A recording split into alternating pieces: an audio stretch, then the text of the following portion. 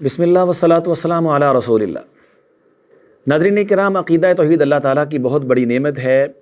اگر یہ عقیدہ توحید کسی انسان کے پاس نہیں ہے تو سمجھ لیجیے اس کے پاس کچھ بھی نہیں ہے۔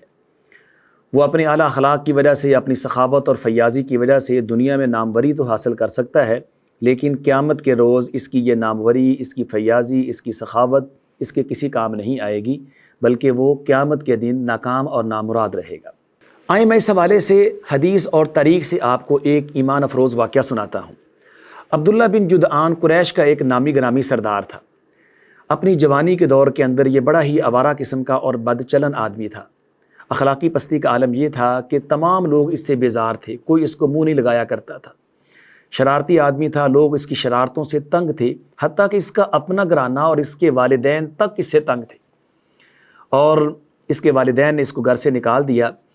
اب یہ آدمی بھی پھر اتنا دل برداشتہ ہوا کہ اس نے سوچا کہ اب کوئی بھی میرے سے صحیح طور پہ بات نہیں کرتا، کوئی مجھے پسند نہیں کرتا، تو میرا دنیا میں زندہ رہنے کا کوئی فائدہ نہیں ہے۔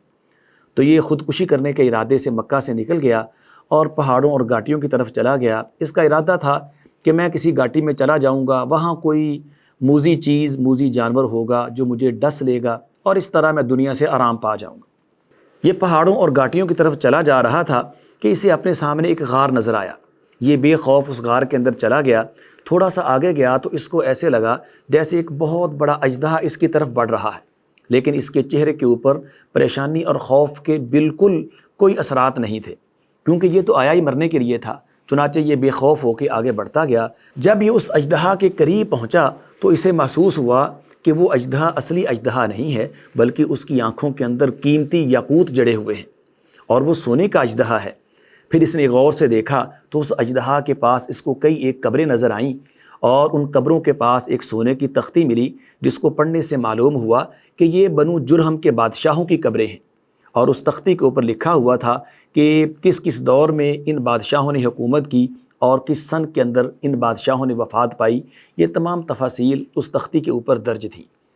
چنانچہ ابن جدعان نے وہاں سے سونا چاندی لیا اور کچھ ہیرے جواہرات لیے، غار سے باہر آ گیا، اور غار کے دانے پہ اس نے نشان لگا دیا تاکہ آئندہ بھی اس غار کو تلاش کرنے میں اسے کوئی دقت پیش نہ آئے۔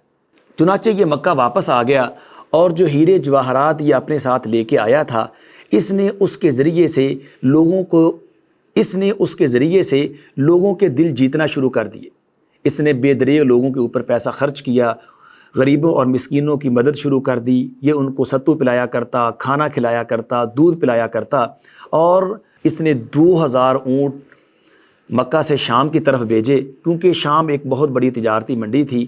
چنانچہ شام کے علاقے سے 2000 اونٹوں کے اوپر گندم، جو، گھی اور شہد وغیرہ لاد کے مکہ میں لایا گیا۔ حتیٰ کہ لوگوں کو کھلانے کے لیے اس نے ایک بہت بڑی دیگ تیار کر رکھی تھی، اور اس نے ایک آدمی کو مقرر کر رکھا تھا جو ہر رات کے وقت خانہ کعبہ کی چھت کے اوپر چڑھ کے یہ اعلان کیا کرتا تھا، ہلموا الی جفنۃ ابن جدعان، آؤ ابن جدعان کی دیگ کی طرف اور اس کے کھانے کی دعوت قبول کرو۔ یہ دیگ اتنی بڑی تھی کہ علامہ ابن قتیبہ نے لکھا ہے کہ اونٹ سوار اونٹ کے اوپر چڑھ کے اس کے اوپر کھانا کھا لیا کرتا تھا۔ اور علامہ ابن قتیبہ ہی نے یہ بھی لکھا ہے کہ آقا علیہ الصلوۃ والسلام نے فرمایا، کنت استظل بظل جفنۃ ابن جدعان، میں ابن جدعان کی دیگ کی چھاؤں میں سایہ حاصل کیا کرتا تھا۔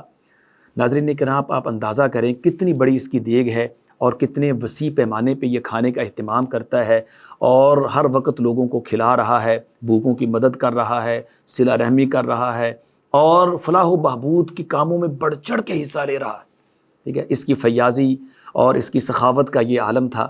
اور اب جس طرح کہ میں آپ کو بتا چکا ہوں کہ اس کا تعلق سیدنا ابو بکر صدیق رضی اللہ عنہ کے خاندان سے تھا، اور سیدنا ابو بکر صدیق رضی اللہ عنہ کی پیاری بیٹی سیدہ عائشہ رضی اللہ عنہا ایک دن آقا علیہ الصلوۃ والسلام سے پوچھتی ہیں کہ اللہ کے رسول، ابن جدعان کو آپ جانتے ہیں، اس نے اسلام کا زمانہ نہیں پایا، وہ جاہلیت میں بھی فوت ہو گیا، لیکن جاہلیت میں اس کا طرز عمل یہ تھا کہ کان یطعم المساکین ویصل الرحم، وہ مسکینوں کو کھانا کھلایا کرتا تھا اور صلہ رحمی کیا کرتا تھا، رشتے ناطے کو نبھایا کرتا تھا، بڑا فیاض اور سخی آدمی تھا۔ فہل ذالک نافعہ، کیا اس کے یہ کام، اس کی یہ سخاوت اس کی دریا دلی اور اس کی یہ فیاضی قیامت کے دن اللہ کے دربار میں اس کے کسی کام آئے گی، تو آقا علیہ الصلوۃ والسلام نے فرمایا لا ینفعہ، اس کی یہ فیاضی اور سخاوت اس کے کسی کام نہیں آئے گی۔ کیوں نہیں آئے گی؟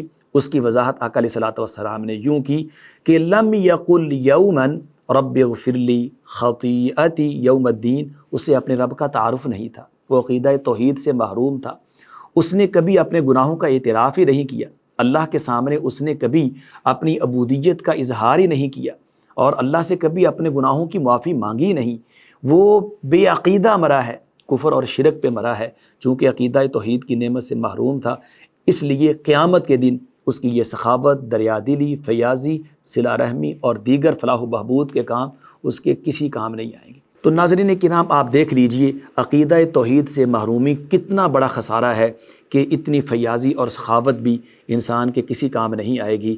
اس لیے نیکی کے یہ کام ضرور کیجئے، لیکن کچھ وقت نکال کر کے اپنے عقیدے پہ غور ضرور کیجئے کہ آپ عقیدہ توحید کی نعمت سے مالا مال ہیں، آپ کا اللہ پہ ایمان صحیح ہے، آپ اللہ ہی کو معبود اور مسجود مانتے ہیں۔ اگر یہ نعمت آپ کے پاس موجود ہے تو سمجھ لیجئے سب کچھ ہے۔ اگر آپ اس نعمت سے محروم ہیں تو پھر آپ بالکل ہی محروم ہیں، قیامت کے دن آپ کے لیے کچھ نہیں ہے، وہاں آپ ناکام اور نامراد ہوں گے۔ اللہ تعالی ہم سب کو اس ناکامی اور نامرادی سے محفوظ فرمائے اور عقیدہ توحید کو اللہ تعالی ہمیں سمجھنے کی توفیق عطا فرمائے۔